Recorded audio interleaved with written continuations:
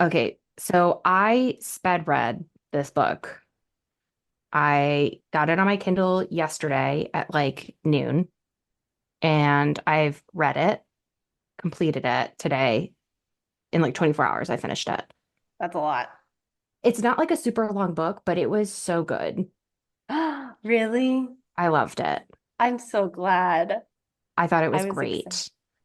It's so good. When you read this in school, so this was originally a short story I was reading, and then it was expanded into a novel. When you read it in school, did you read the short story or the novel? Okay. So I actually, yeah, I didn't realize that it was first a short story and they expanded it like you said. I don't really know. We definitely didn't read the novel. I don't know though if we even read the full short story. I would need to see what all is included in the short story. We might have just read like some excerpts and like a summary kind of thing. Like Okay. it wasn't a lot because it was just in our textbook, I think. You know how like the textbooks used to have like Hmm. some short stories. And so I don't know. Yeah, I would need to see what all is in the Algernon short story. But Okay. definitely wasn't the full novel.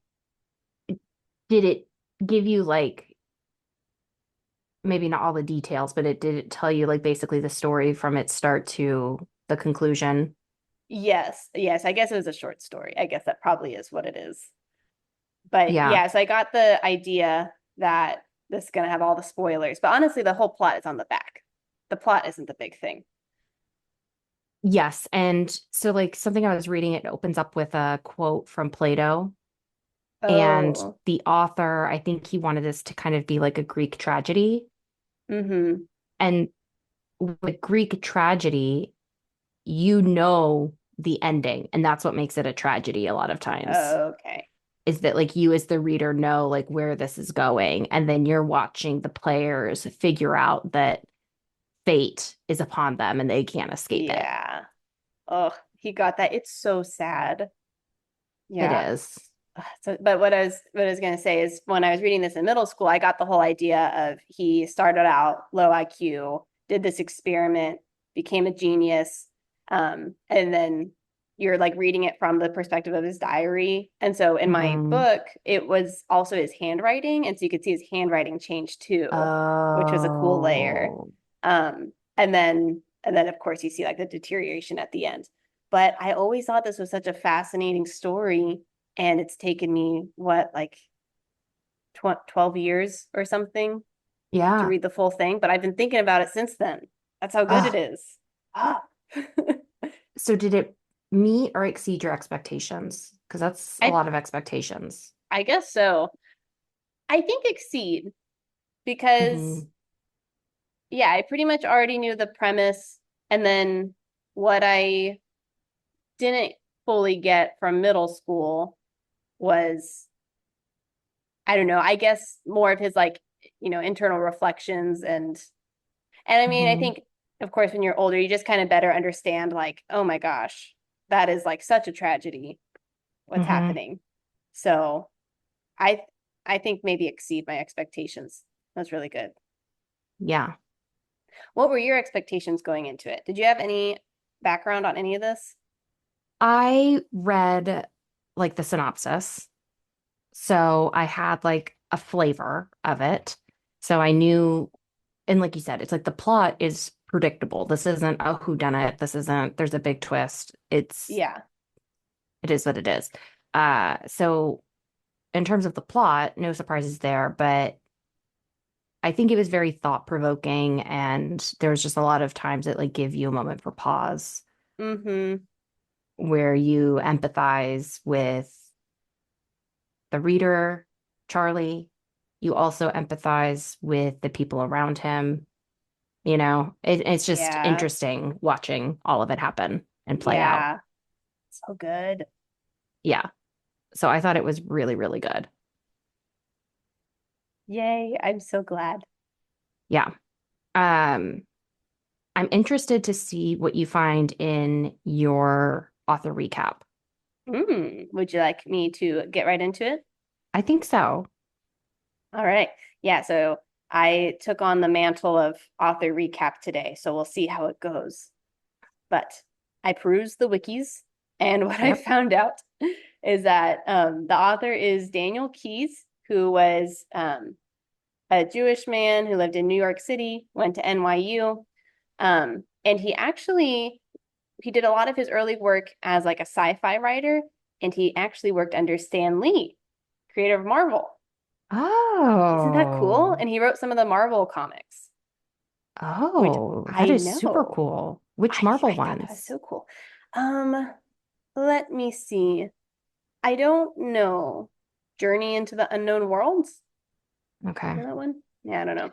All He was right. If it also like wasn't a an big one, I editor. wouldn't have known it. Oh, Yeah. okay. Hmm. Yes, I don't know. But right. So he was writing a lot of comic stories. He wrote some, I think he even helped write like some movie scripts and some other things. Um, but then he also started writing novels, and Flowers for Algernon was like one of his most popular. It won the Hugo Award, which haven't we talked about that? Who else won the I Hugo? I believe that was Scalzi. Oh, wow. What a Hmm. guy. Okay, but not for the book that we had read by Scalzi. I think Starter Villain did. What? No. I know. That's Really? why it's like anytime I see some of these awards, okay, it was nominated for the 2024 Hugo Awards. Oh, that's interesting. Really? Yeah. What awards did you just say it won? The Hugo? Hugo and the Nebula Award. I wonder if Elantris won the Nebula Award. Oh, interesting. Because it's like, I believe those are like fantasy flavors. Or maybe it didn't win Yeah. anything. But maybe Brandon Sanderson has won that for another book, maybe? Oh, you know what? I bet it was House on the Cerulean Sea. Really? I'm telling you, we've It sounds definitely so talked about these familiar. awards before. I know. I feel like we've definitely talked about Hugo. So yeah, so it won awards. It was well received. Okay, some trivia about Flowers for Algernon. Okay. So it was inspired. There's two things that Daniel Keyes drew inspiration from to write Algernon. I'm sure more things, but two of the big things. One was a line by Aristotle that Hmm. said, um, which states that a tragedy can only occur for the highborn because one could only have a tragic fall from a great height.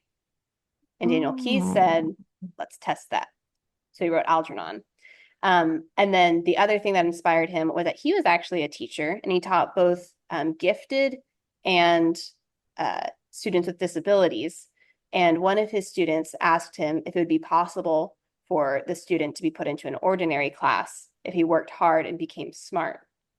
And so, yeah, so Keyes was kind of, working with both groups of students, and he saw one student who had an intellectual disability go into like the mainstream class, and then he regressed, and so that student was moved back out of the regular lessons.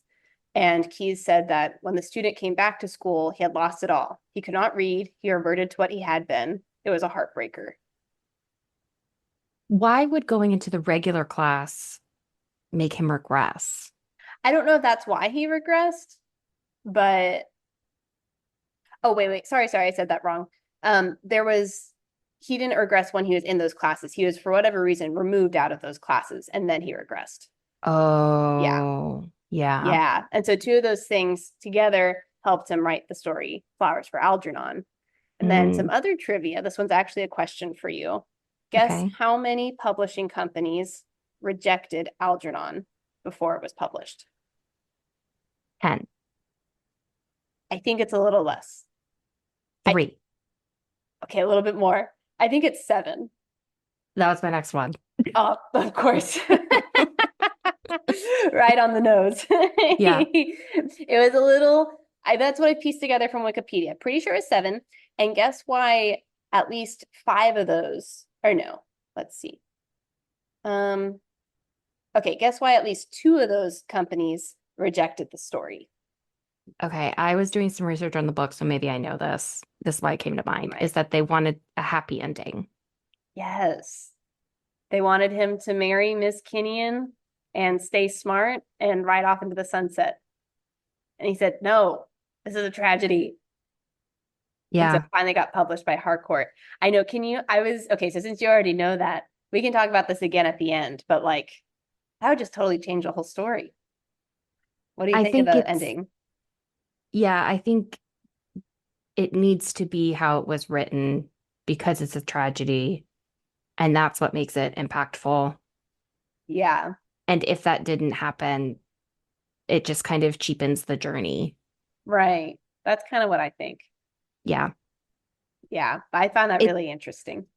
it's one of those things where it's like, I want it to be a happy ending, but I Hmm. need it to be a tragedy. It was so hard to read. That's why I was like, I don't know if I'm emotionally ready to read this story. Yeah. Nothing. That's a question I have for you later is, does anything happy happen in this story? Yeah, I think so. Okay, that's good. Yeah. Yeah. Okay. All right. So wrap up on Keyes. He taught creative writing at Wayne State University, also taught at Ohio University, where he was honored as Professor Emeritus in 2000. And Keyes died in his home in Boca Raton, which is just cool because it's in Mm. Florida, um, in 2014 due to complications from pneumonia. And his wife had died the year before, and he has two daughters. Okay. So that's that's Daniel Keyes. A couple of things that I wanted to bring up before we get into the book. Mhm. Did you ever read Harrison Bergeron? I don't think so. Okay, so that was a short story I read in high school. Mm. And when I heard the name Flowers for Algernon, I was like, this sounds like Oh, Harrison Bergeron. it does. So, what Harrison Bergeron is about is basically if you're someone who is of talent, they make everyone regress to like the lowest denominator. So, like his Okay. dad was super strong, so he had to like walk around with like a 45-pound weight around his neck. Or like Interesting. if you were really beautiful, you had to wear a mask on your head. Or if you're really smart, it would have like this buzzing thing that would make you dumb, basically. Okay. So Harrison's parents give birth to him, and it turns out he's super talented in everything. And Harrison has all of the handicaps on him, and they're Okay. doing like this ballet dance. It's written by Kurt Vonnegut, and it gets like a little weird, but basically what happens is that Harrison like overtakes everything, and he's like, we're not gonna dampen success to meet the lowest Oh, common denominator. yeah. And so it's similar in a way where it's like you're talking about people who are super talented and then regressing them to the lowest denominator versus this book, which is getting the lowest common denominator and trying to bring them up to the highest common denominator. Yeah. Oh, that's interesting. Yeah. And both of the books were written within, I think, like a 5-year period between them. Oh, really?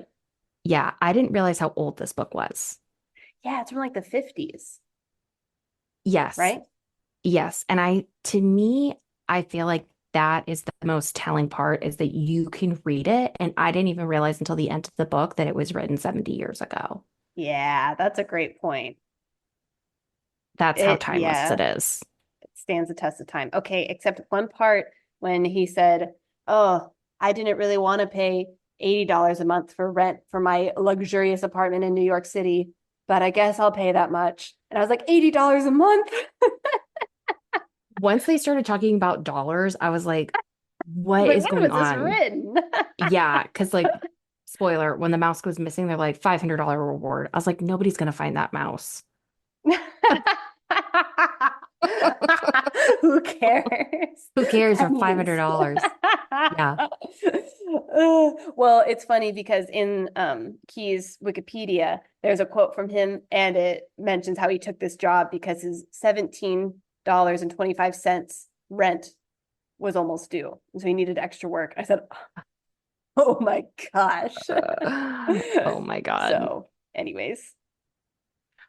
Something else that's interesting is that in 1981, Ronald Reagan approved this type of budget reconciliation act because Reagan's known for his Reaganomics, which was cutting a lot of government programs, trying to stimulate the economy. And in a lot of ways, people would say that that worked. But one of the things that he did is that he cut federal funding for community mental health centers.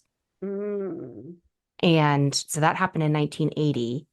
And then what started happening is that all of those people who would have been at like a home like Charlie was, they were released into the public, typically to families that couldn't take care of them or wouldn't take care of them. And then you saw a really high rise in homelessness.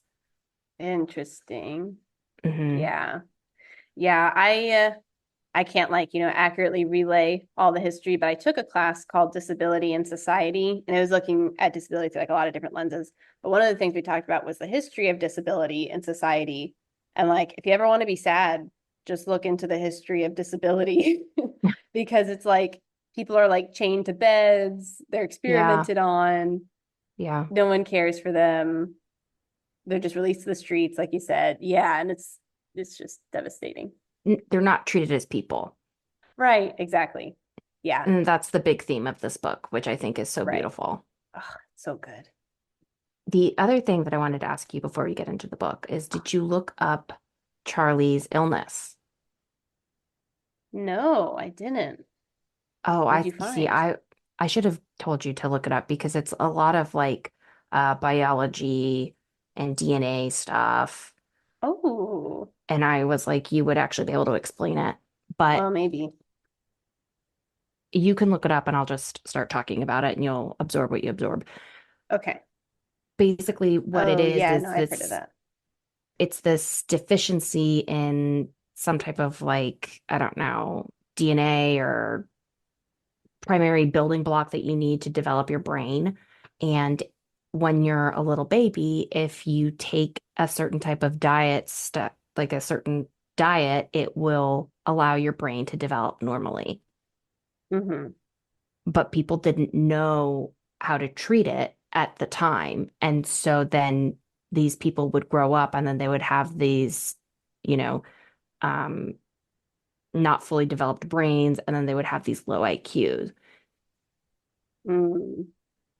Mm-hmm. And the treatment for that, I feel like it was found shortly before that book was published. So I don't even Oh, know. really? Yeah, let me see. What is it called? It's like phylogenus or something. PKU, phenylketonuria. Yeah, I Yeah. forget exactly what your description of it was, but yeah, basically there's a certain amino acid that your body can't break down anymore. So that amino acid keeps building up. And then, yeah, it leads to brain damage and other things. Yeah. Interesting. A lot of gums have PKU or phenylalanine. So if you Oh. on your next package of gum, you should look on it and it'll say warning contains phenylalanine because if you have PKU, you need to avoid all the foods with phenylalanine, which is the amino acid. Mm. Okay, so the PKU treatment was discovered in the 1950s. Wow. And this Crazy. book was written in 1958, 59. Interesting. So Yeah, I don't okay. even, and like the dispersion of information in the 50s was much slower than it is today. So I think it's reasonable that, our guy didn't know that this had been discovered. Or maybe he did. Maybe he did. I mean, this could have been, I don't think there ever is a year in the story because this could have been in the 40s, you know, and so Charlie Well, wouldn't have been treated. right. But I mean, like the author himself might not have Oh, known yeah. Oh, because yeah. it was That's interesting. written within 10 years of the cure being discovered. Interesting. Hmm. Well, I didn't pick up on that. Yeah. So these are just like That's fun, cool. fun little things. Yeah. I know. I also sped read through the second half just because I needed to finish it. And then also I was like, oh, it's so good. But I feel like I could read it again and still take away so much and so many new things. Yes, absolutely. So, wow. I'm so glad you liked it because I was like, oh man, I recommended this book. Wonder what Candy thinks about it. I know. But it's a It's good book. scary. It is good. It is good. That's how I Yeah. felt with Addie LaRue when, like, the first section, I was like, oh, I don't know, but it came through. But this book was a hit from beginning to end. It's amazing. I mean, yeah, like you said, there's a reason why it stands the test of time. Exactly. we were talking about how to split the book up, and I think what we decided on is that we're gonna do this first part all the way through the convention Okay, center. so they're at the like when he's leaving the convention, basically. Yeah, so when Okay, he grabs the mouse, Algernon, and leaves, and okay, that will be that the sounds good. split. Yeah, I like that. Okay. All right, we ready for our intro? We'll get started. Yes. Yes. Okay, welcome to Bookalicious, a podcast where two sisters chat about books we're reading. I'm Chrissy, And I'm Candice. and today, in case you haven't picked up on it yet, we are discussing Flowers for Algernon by Daniel Keyes. What a tragedy! Such a good book. Okay, Total so tragedy. so sad. Okay, one mega summary for this first half, like Candy was just saying. This book is all about Charlie Gordon, who's a man who's born with exceptionally low IQ. He gets approved for this experimental surgery where they're going to try to increase his IQ to like 3 times his original amount.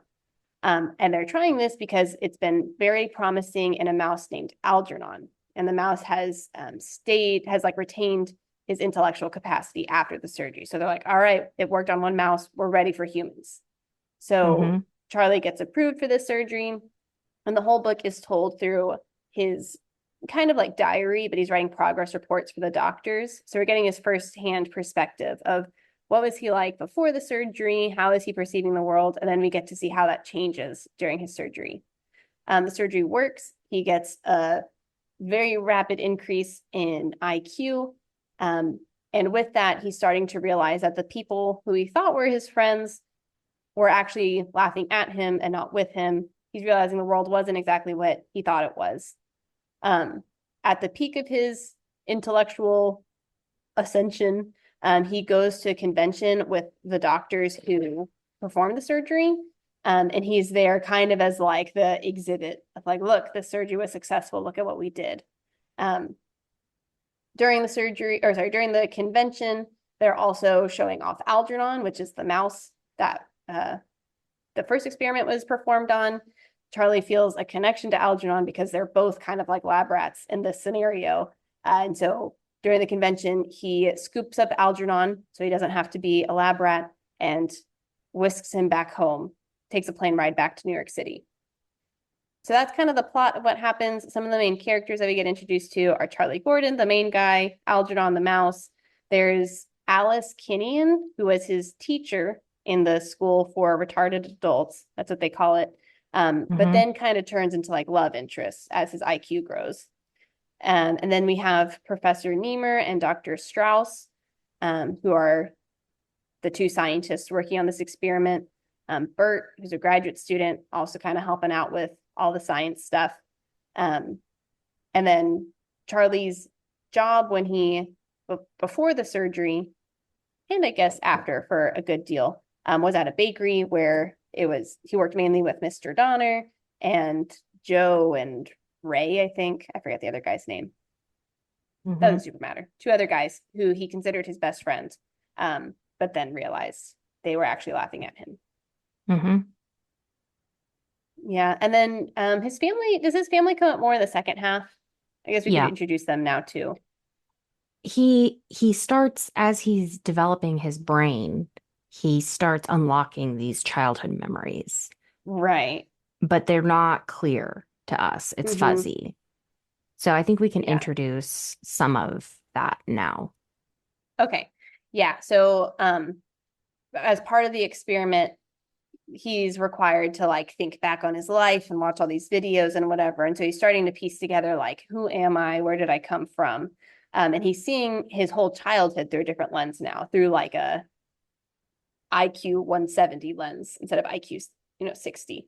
And so through that, we get to meet some of his family, including his mom named Rose, who in Charlie's early life really fought for him and said, like, my child is normal. He just needs a little bit more time. He's totally fine. To then kind of doing a 180 when their second kid came, Norma, and saying that it just kind of being fearful of Charlie, scared that Mm-hmm. Charlie is going to hurt Norma, and also that Charlie is ruining Norma's chances at a normal life because now other kids are making fun of her because of Charlie and all the other things that go along with that, which eventually leads to the mom forcing Charlie out of the house and into his like assisted living home. So that's Rose. His sister is Norma, like we've said, and then his dad, Matt, who kind of seemed to always stick up for Charlie, but was kind of protecting Charlie from Rose at the end. Hmm. Yeah. So let's break down some of these characters because I feel like that might be more effective than going like page by page. Yeah. What was your take on Charlie's relationship with Miss McKinnon, his teacher when he was disabled, and then as he gets smart, they turn into a romantic connection? No, it was kind of interesting. Um, I don't know. It felt a little weird, just Hmm. I think because she was his teacher. Um, yeah. So I think because of that, it felt a little bit weird, but I guess also they're kind of similar ages, I think. So Hmm. yeah. So I guess that kind of explains it. Um, I don't know. And I think it also makes sense because that's like the only woman in Charlie's life, really, who he has a good relationship with. So, like, as he's Hmm. starting to grow intellectually and kind of have more of these thoughts about like romance and what if I'm romantic and who am I attracted to, like, it makes sense that he would go to Miss Kinnian. Hmm. And from Miss Kinnian's perspective, Charlie is a really kind hearted person. Um, it has a lot of good qualities. I don't know. I did think that was kind of interesting. I think something that this book brought up for me was consent, and especially consent Yeah. with today's perspective.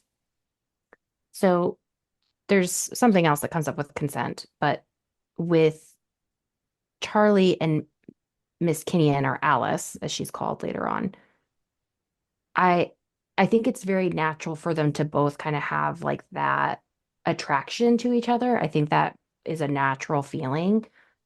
I also wonder if Alice should have been better about not fostering that because you just have this misalignment of incentives and power dynamic where she was his teacher and he was her student. So it's natural for him to maybe have those feelings, like you said. And then she's also part of the experiment. It's kind of weird because she was the one who recommended him for the experiment. I don't think she really has another like official role in it other than She like definitely advocating. does. She definitely does Yeah. because she would be like, "Oh, you didn't show up at the lab. You didn't do this. You didn't do that." I don't know what her capacity is, if it's just Mm, to make sure that Charlie's showing up where he needs to be, if she's getting yeah. paid. Yeah. Yeah, I kind of agree. Like Miss Kinnian is the one, even if Charlie's IQ is higher, she definitely has higher emotional intelligence and kind of should have been the one to draw the line. And she tries to. I don't know. It was a little weird. Yeah, I think with today's judging this old book with today's lens, this is inappropriate and this is kind of another person taking advantage of Charlie a little bit. Hmm. Well, okay. How is she taking advantage of him though? Because I don't think he really is able to give like true consent and think clearly in this. And she acknowledges that and she says that. And she's the one who is, like you said, more emotionally smart. He's basically like a child in a lot of ways. And I think Right. he's kind of like projecting on her, like kind of like a motherly figure almost, like someone who takes care of him, someone who he looks up to, like all these things, and then conflating it with a romantic connection. Yeah.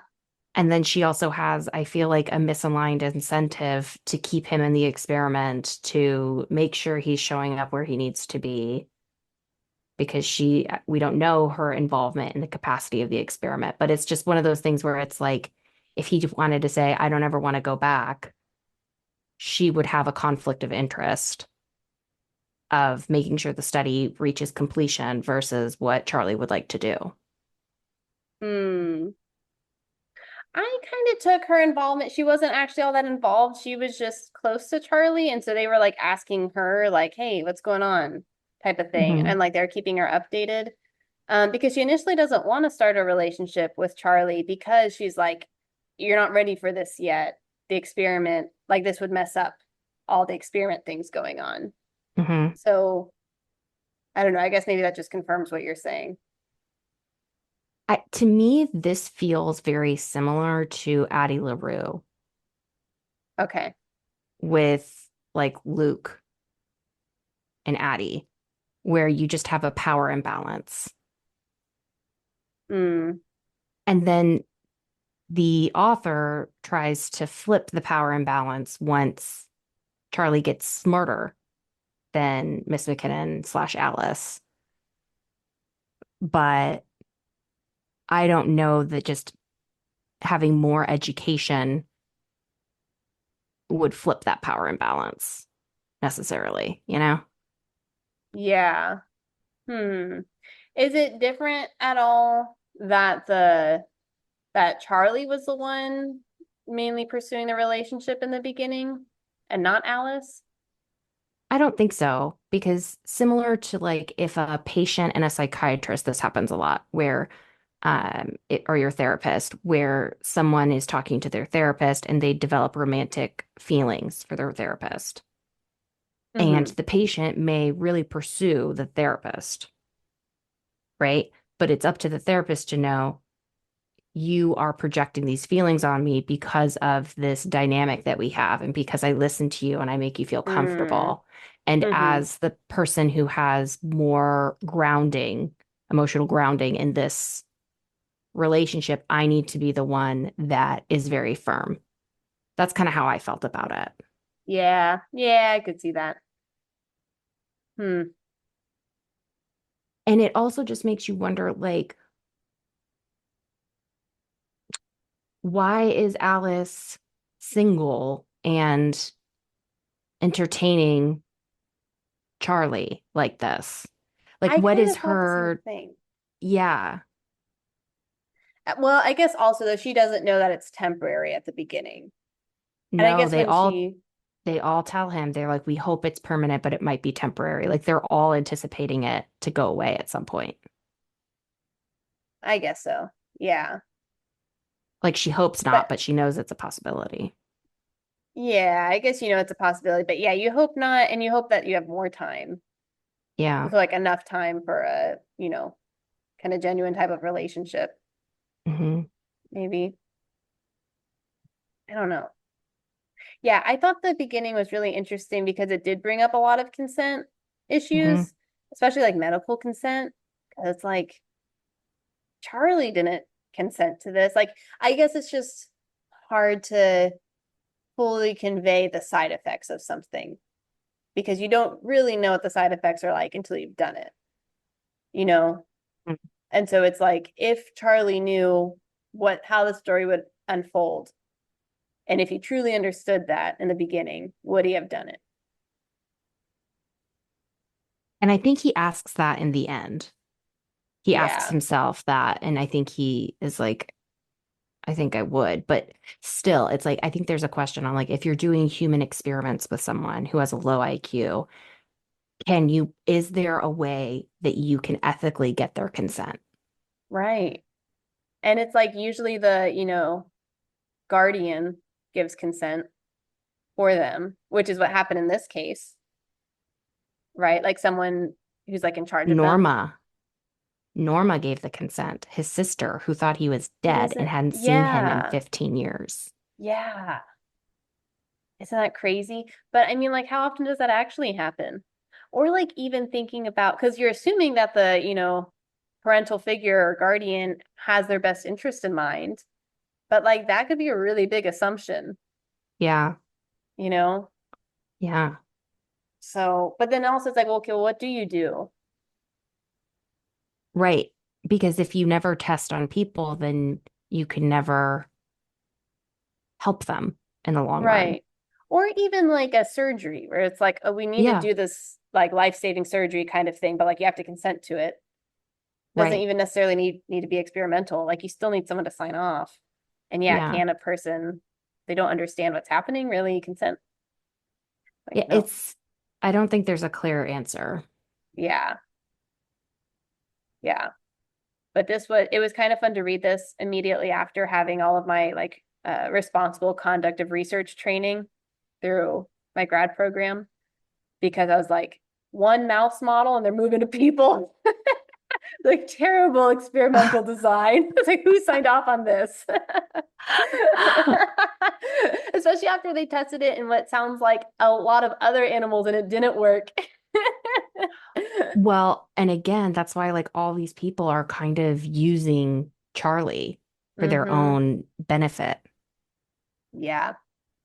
because the scientists, they're getting pressured by their donors to make results. Mm-hmm. So they don't want to wait around for like for enough mice to have success. Plus, it's like how long do you consider it permanent? Is 6 months permanent? Is a year permanent? Do you have to wait till the mouse dies? Like that could be 10 years. Mm. Mm-hmm. Right.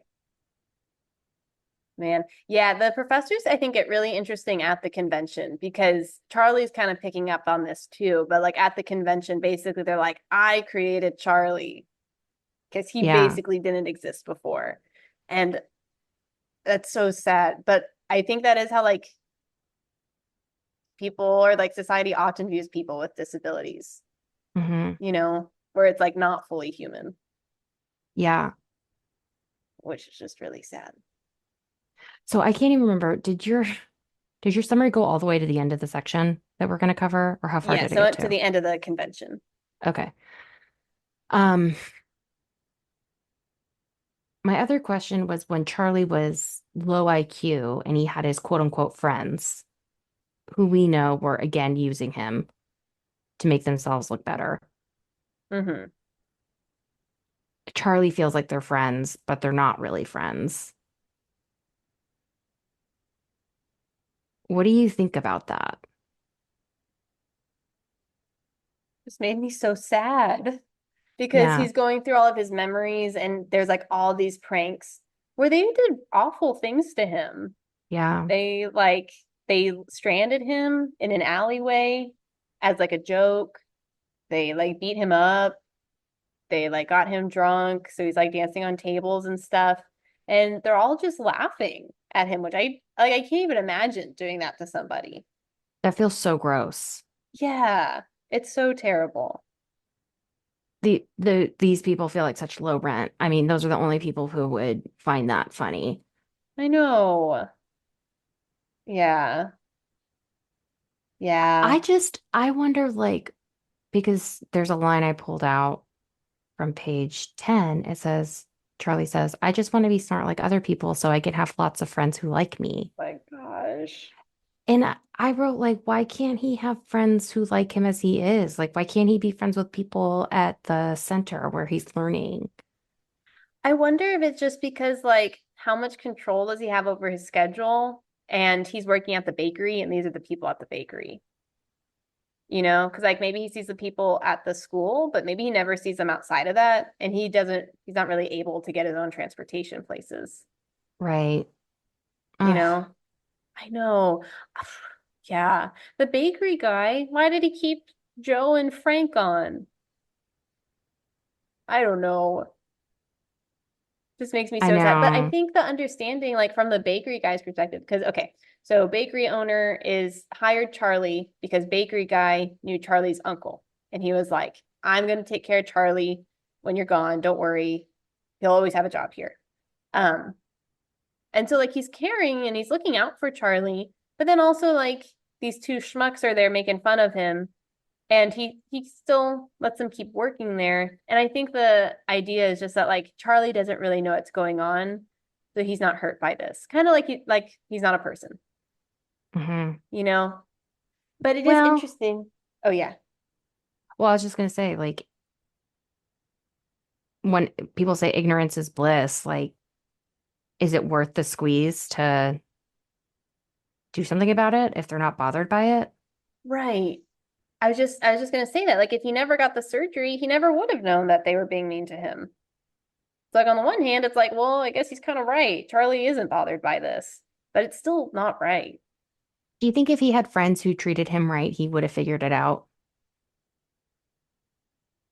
I kind of think not because it says like, whenever people are laughing at him, he's like, I just start laughing too because they're laughing. And so he thinks they're all laughing together. So like I don't think he connects any, pain that he's feeling with those people, Yeah. is what it seems like. Hmm.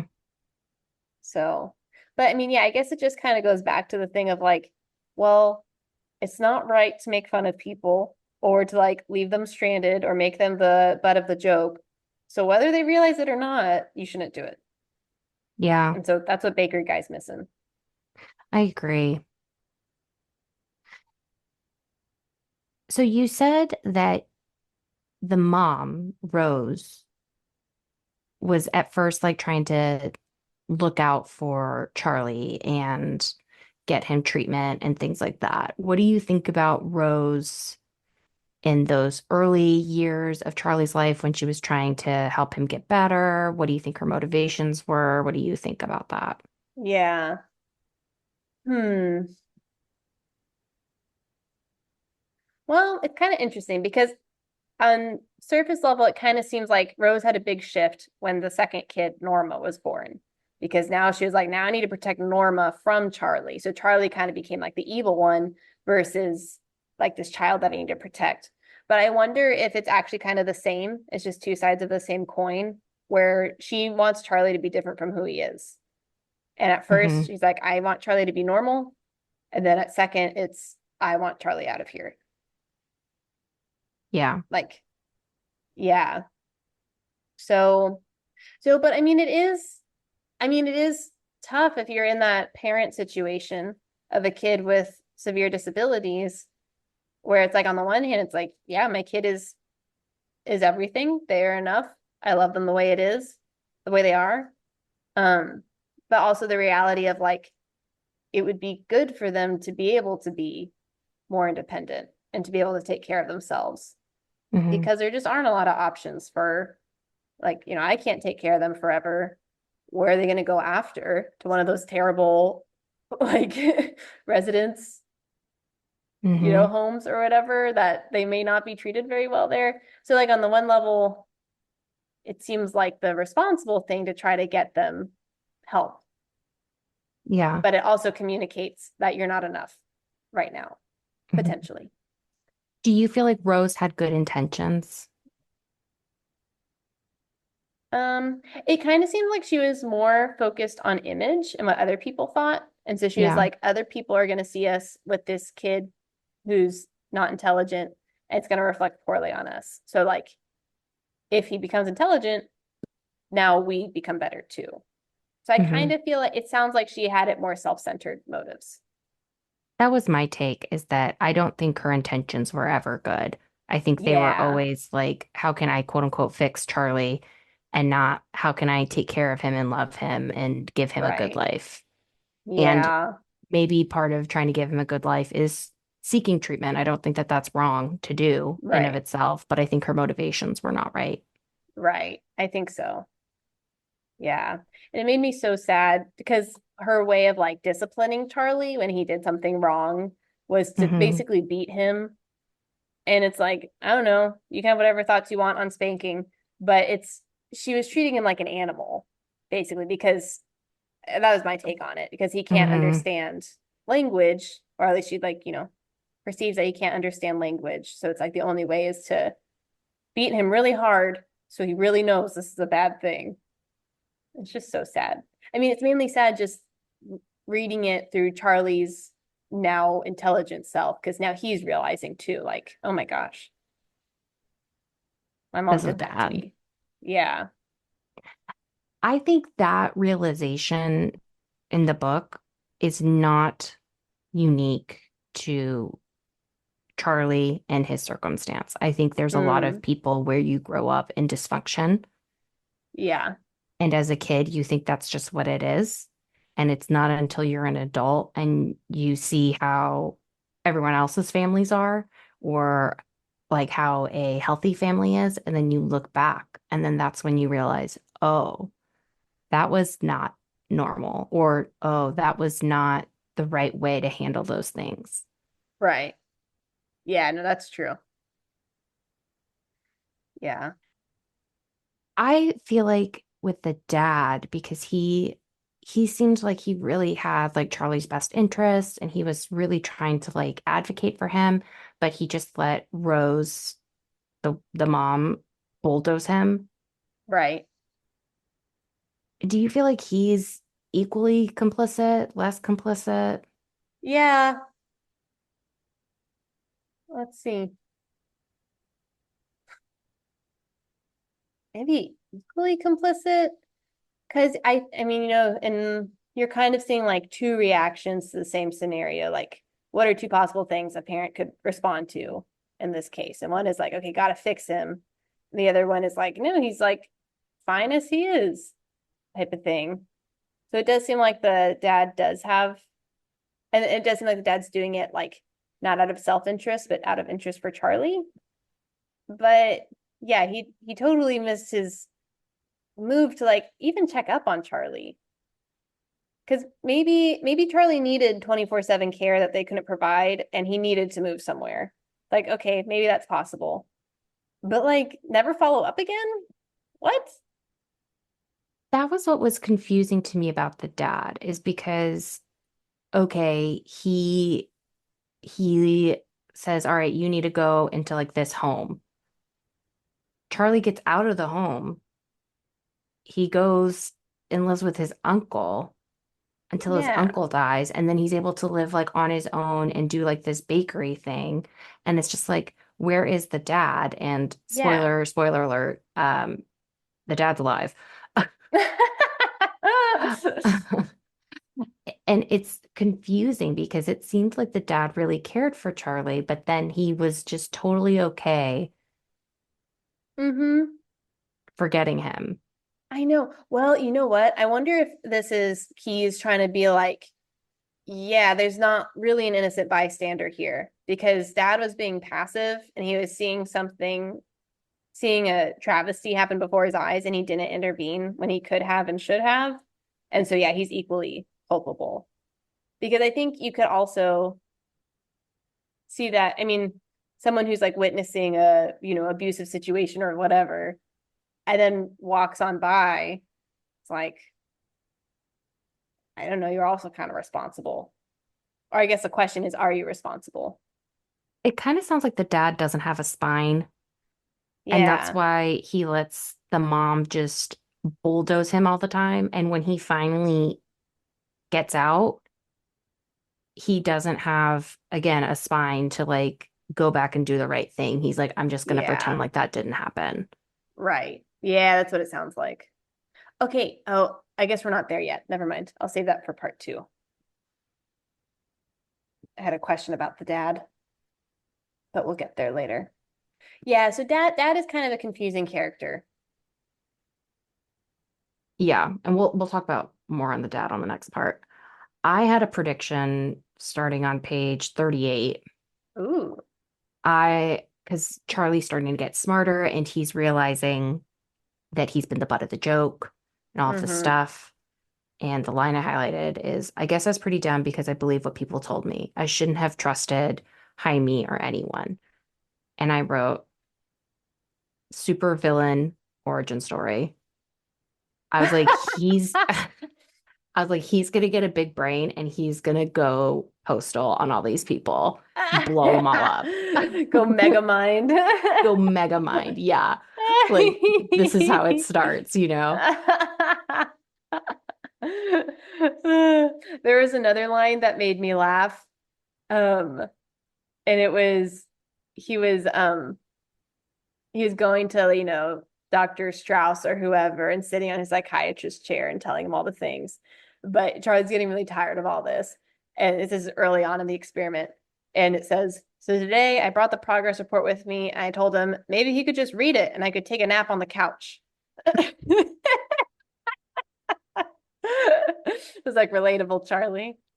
Charlie is so relatable because when he's talking about Algernon, the mouse, doing the puzzles for the cheese, and he's like, Uh-huh. he was saying something like, "Oh, I feel bad that he has to like do all this work to get dinner. He should just get dinner." And I was like, I would do a lot for a piece of cheese. Nice Gouda. Yeah, definitely. Do a big puzzle. Yeah, no, he's funny. I he's unintentionally funny. I think that's what's Yes. he's just so sincere. Mm-hmm. Where you're like, yeah, same Charlie. I thought it was shocking when so Charlie's starting to get smarter and at the bakery they're like, "We don't need you to be janitor anymore. Why don't you try?" Oh, this isn't even before he got smarter. This is back when he was not smart. They were like, "Let's see if you can prep rolls or something." So they give him bread. So it says Charlie stares at the huge slab of dough and at the knife that Gimpy had pushed into his hand. And I was like, I can't believe they're giving this guy a knife. I mean, he's never done anything violent though. No, but it just seems like he's clumsy and he's just not 100, like I wouldn't give him a Mm, gun. yeah. I just, I just wouldn't. Like maybe it's a butter knife. Maybe it's not sharp. Maybe it's not like a That's true. machete, but I'm imagining like a machete and I'm like, Are we sure? yeah. Okay, actually, that brings up a point because I pulled out so many quotes where I'm like, oh, it's kind of hard for me to look all through these again. But there's a quote about the mom to bring it back to Mm, Rose. And and the quote says, then she, Rose, started screaming. He's thinking back on a memory that happened. And she says, don't you ever touch her again. You'll hurt her. She's a baby. You got no business touching her. I didn't know it then, but I guess I know it now that she thought I was going to hurt the baby because I was too dumb to know what I was doing. Now that makes me feel bad because I never thought of to hurt the baby. And so like that happens. There's times later when the mom yells at him for having like sexual thoughts when he looked at his sister or sister's friends and mhm. things. And then you brought up the knife example, and it's like, okay, what what is the response to this? Where it's like if you have someone who maybe isn't fully in control of their like body or their thoughts or their emotions, and it's like on the one hand, it's like they are a person, worthy of all the dignity and all the things. And it's like, and I want to keep my other kids safe. Mhm. I don't know. Like, I, I think it is a genuine, the like uh, difficulty. I think with the mom, on paper, a lot of her reactions and thoughts are not inherently bad, but it's like a lot of her motivations is what Right. makes it dark. So, like with the baby, it's like I wouldn't want Charlie to be hanging out with the baby unintended because things can happen. Just like Right. I wouldn't leave a baby unattended in a room, With you a two-year know, old with a or with two-year a old dog. or with a Yeah. dog. Yeah. And it's like what I would do is I would try to teach Charlie or teach the dog or teach the baby the toddler, how to be around, how to act, how to do things. Because it's not that Charlie's unable to learn. He's just Right. takes him a little bit longer. But what Rose does, so she says all those things, but then she never teaches him how to be around the baby. She just wants him Yeah. away. Right. It's weird because she does seem to go take a lot of pain to try to teach him how to read, but you're right. She doesn't teach him how to function No. in society. Yeah. So like her methods are not great. I will say though, I feel like in general we've probably learned a lot about like child development and like best teaching methods and training methods and all these things to where it's like in the 1950s this was probably what everyone was doing, you know, of Do, like, do you think when people read this in the 1950s, that wasn't very shocking to them? They're just like, okay. mm, no, okay, maybe it was still shocking. I wonder. Yeah, I wonder what it was like in the 1950s. Andrew's dad's coming into town. Oh, you should ask I'll him. ask him. Yeah, I'll ask him. Yeah. Fiction or Hmm. 50s? Yeah, we're back. We're back, baby. Full circle. Reference to lessons in chemistry. No need to listen. Just know that was a reference. Yep. Yep. Wouldn't recommend going back, but just know that it No. exists. Yep. Okay. Another question is that when I was reading this book, and I think it's just because of the time period and because it was about someone with, for the book, mental retardation, it made me think of Mice and Men too. Oh, okay. And I think maybe Yeah. that is where I kind of got the idea of not that Charlie's dangerous, but that he's just like this big, big guy who accidentally hurts people. And he's this big guy who gets like paired up with this little mouse. It Oh, just felt interesting. similar-ish to me. Oh, I didn't think about that. But yeah, I could see that now that you mentioned it. And I think that's why, like, when I see him with the knife, I'm like, I think of Lenny, and I'm like, Oh, oh my oh, gosh. Wow, I totally forgot that book. Maybe we can add that to the list. Go through all the public school classics. yeah. Grapes of Wrath, Scarlet Letter. Oh my God.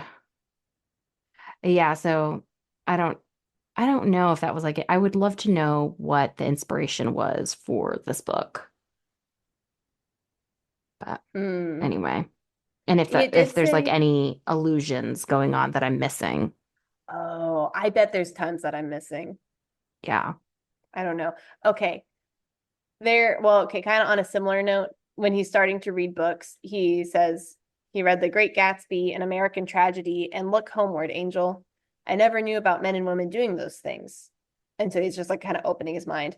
And I'm familiar with Great Gatsby. I'm not familiar with the other two. And I meant to Me look those either. up. I'm like, what are men and women doing in those books?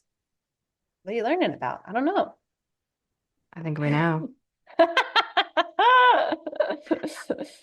I think something with a, 2024 lens on the sexual repression of Charlie from his mom, which causes a lot of dysfunction for him later on. To me, this was very reminiscent of the 90s, early 2000s purity culture Mm. in churches, Hmm. of just that like shame of not letting you express yourself, of just like the just anytime you have like sexual repression like that, I feel like it causes these like really bad long-term effects. Hmm. Yeah. Yeah, and we see that with Charlie, and even like how he interacts with women, because the two women in his life were his mom and sister. And his mom, some might say, was abusive, was I think running him many out of the would. house with a knife. I think it's safe to say she was. And Norma, I mean, she was just a kid, but she said she hated her brother because of all the She followed her um mom's lead, in my opinion. yeah, she followed her mom's lead. And but also like there is a reality that when you have a sibling with a disability, like it really impacts your life too, you know? Yeah, It changes yeah, everything. So, right. And it's like, not to compare low IQ or Charlie to like a dog, but right. it's just what's coming to my mind is that if you have like a dog that's untrained and they pee all over the floor, you're like, oh, that dog's so annoying. But it's like the reality is that the dog's just not Doing his thing. educated and not trained. And it's Yeah. not the dog's fault. It's like the owner who didn't Yeah. do a good job training them. Yeah. So it's like Good he's point. really annoying to Norma because his parents didn't do a good job educating him and teaching him. Yeah. I mean, they did it. The mom was trying, I guess, in the best way that she could. She took him to all the specialists, which is sad. I think that maybe came up in the second part. I forget. I think it The came up in the abusive first part one. too. Yeah. Because I mean, she was trying things. It just wasn't effective Yeah. and wasn't doing the right things. But also, I am curious how much was known about raising kids with disabilities and like what works for them. Because I kind of feel like probably not a lot was known. No, I mean, and that's fair. But it also, what I would say to counter that is that the dad seemed to have some better intuition. than the mom. Yeah, that's true. So I would say that I don't think that Rose's method, maybe it was a popular one, but I don't know that it was the only one in Yeah. that time Yeah, period. you're probably right. So a question that I had for you, a line that I pulled up, this is as Charlie's getting smarter, and he says, I understand one of the most important reasons for going to college and getting an education is to learn the things you've believed in all your life aren't true, and that nothing is what it appears to be. What is something you learned from college that would fit this line? Oh, hmm. That's a good thought.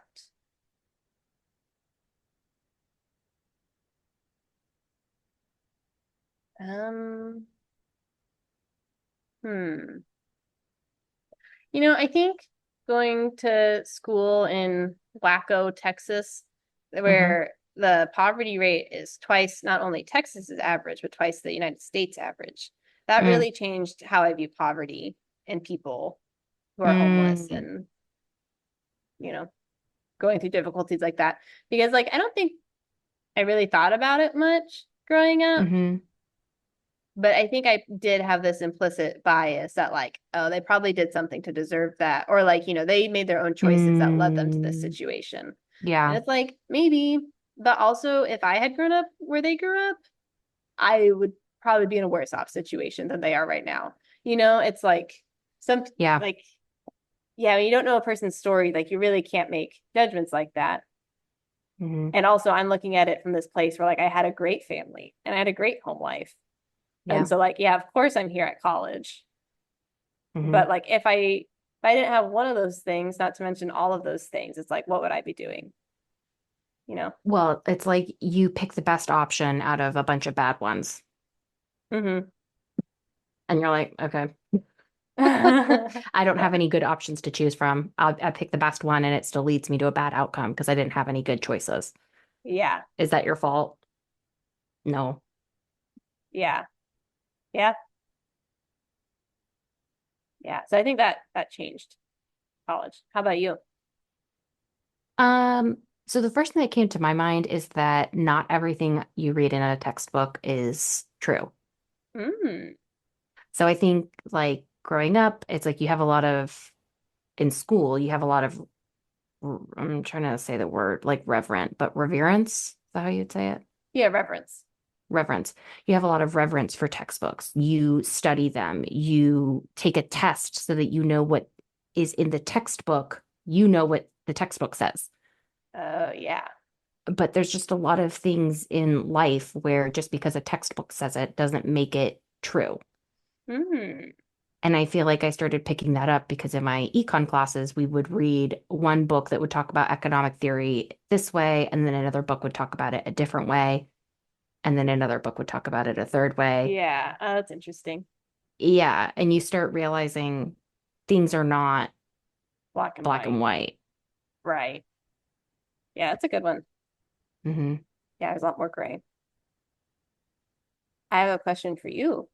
Oh, So, um, there's a few references to like Adam and Eve. One is in the very beginning when Charlie is about to get a surgery, a nurse comes in and she's like, I don't know why they're doing this to you. It's like, it seems kind of like, they're making you eat the apple that Adam and Eve ate and like all these things. And then that nurse was removed from Charlie's floor. So he never saw her again. But oh, yeah. later, yeah, later, Charlie reads, I think he was reading Paradise Lost. Um, and the quote that I pulled out said, it was evil when they saw they was naked and learned about lust and shame. And they was driven out of paradise and the gates was closed to them. If not for that, if not for that, none of us would have to grow old and be sick and die. And so my question is, was Charlie in paradise before the surgery or is he in paradise after the surgery when he has all of his knowledge? Yeah, I think it's the question of is ignorance bliss? Are you Yeah, better off not knowing than knowing? right. Um, I think you can make an argument either way. I think what Charlie decides later on, and I think how I would lean to also, is that Well, I don't know. So I had a would you rather question for mom once, and I was like, if you were in the Matrix, would you rather wake up Hmm. and find out that you're in the Matrix or live in the Matrix and you have like a perfectly content life?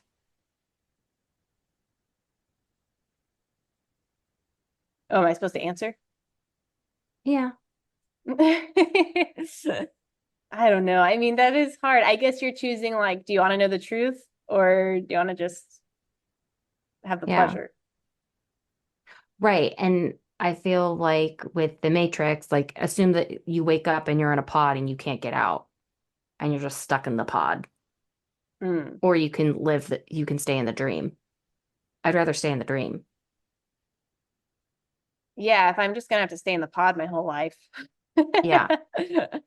Now, what if you can get out of the pod, but you're living like post-apocalyptic, post-apocalyptic zombie time, where you're scrounging for every little bit of food and you're always like hiding and like on the run and worried about dying every second. Gosh. Yeah, I don't want that either. I'd rather stay in the dream. Right. But then also it's like, oh gosh, I know this is a lie. I want to know what the truth is. Right. So I So, think depending on how bad the reality is versus the dream, right. sometimes I stay in the dream. Yeah. In Charlie's instance, if I could get smart like him, I think I would rather experience it Mm, because I think the yeah. costs, while they are expensive, Outweigh. I don't think they outweigh the benefit in this circumstance. Yeah. Yeah, maybe not. I was having this conversation. Well, I had asked Josh some questions about this book. Like, what do you think about this? And one of the things we talked about was like, okay, if, I mean, we could talk about like, what is the goal of life? But Hmm. in general, a lot of people say like the goal of life is happiness. And then like how you define happiness. It's like, okay, you could define in different ways, but basically, whatever you're doing, it's so that ultimately you become happy. And it's like, Charlie was really happy in the beginning. He wasn't so happy afterwards. And so Hmm. it's like, you could also argue from that point, it's like, yeah, which I guess is kind of what we've already said. He's living his happiest life Yeah. pre-surgery. So interesting. Hmm. Yeah, that was in, oh yeah, you can go. I was just gonna say we only have, I think, like maybe 5 minutes Oh my left. gosh. Oh, 39 seconds. Oh my And we gosh. didn't talk about the conference at all. So let's do 5 minutes and just talk about the conference, I think. Okay, yeah. And then we'll wrap. Yeah, I think that sounds good. Sorry to cut you Okay. off. If you want to ask No, that that's last okay. question. Do you want me to? Well, I don't know. Okay, sure, I'll say it. Okay, Okay. so another thing that we talked about in my disability class was kind of on this idea of happiness, and how in, I forget, is it Sweden or somewhere where they don't have anybody with Down syndrome, but it's because they do a lot of pre-screening things, and if your Mm, kid has Down syndrome, then they abort the baby. And so no one has Down syndrome there. So anyways, we are just talking about Down syndrome. And he was like, if you were to survey people with Down syndrome, people without Down syndrome, people with Down syndrome are way happier than everyone else. So yeah.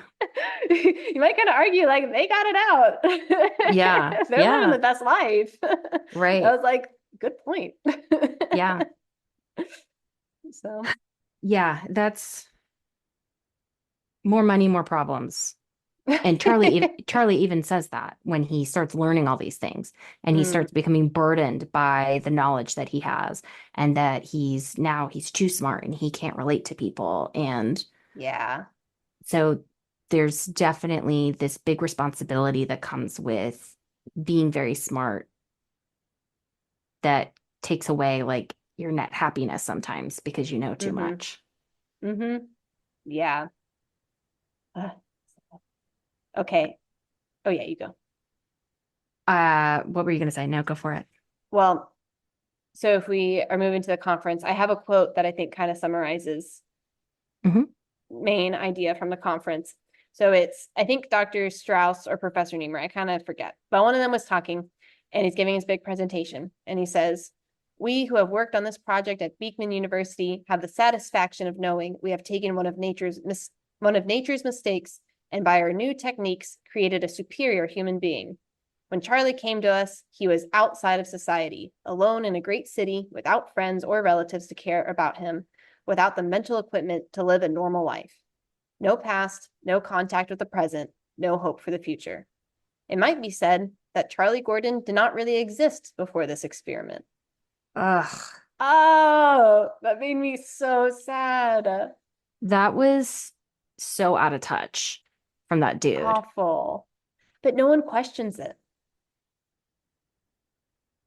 Ugh. Everyone in the audience, you're assuming is like, yep, okay. I think it's just once again people taking advantage of Charlie. Yeah. What can they get out of him? But factor 50s, that's how people viewed people with disabilities. It might be fact. I'm kind of thinking it's fact. But That's my I guess. liked how the author said, we're not gonna we're not gonna let that just be what it is. Like Charlie's gonna take offense to that. And that's really what tips him Yes. over. And he's like, I'm gonna show you. Yeah. And then he tries to take some of his agency back by Mm-hmm. escaping with Algernon. Yeah. Yeah. I think that's maybe part of what makes this book so great is that it's like it's picking up or it's depicting all the or some of the major issues, like viewing people with disabilities as subhuman, and then also giving like realistic and good responses to Hmm. that from Charlie. Because yeah, he's offended and he's upset and he's like, I'm gonna steal Algernon. Yeah. What about that? What about And that? it's not like he stands up and gives this amazing speech and everyone's like, wow, you're right. Hmm. Like, no, he's just upset and they're wrong. Well, and so Algernon, the mouse, he runs away, but then Charlie finds him. He says, "Hey, jump into my pocket." And the Yeah. mouse like understands what he's saying. So I was hypothesizing. I'm like, that mouse is gonna be able to have telepathy soon. Whoa. I thought I was gonna be able to communicate with Charlie. That'd be cool. Yeah. All right. So that was a um, good stuff for part one. We will pick it up with part two post conference to the end of the book next time. Yep. Yep. Finish our tragedy. Finish the tragedy. Yep. If Another, you're hearing this, please make sure you rate, review, subscribe. the only thing that'll bring us out of our tragedy. Yeah. Yeah. We need more views. We need more ratings. Tell a friend. Yeah. Yeah. It's up to you. It's up to you. Yep. All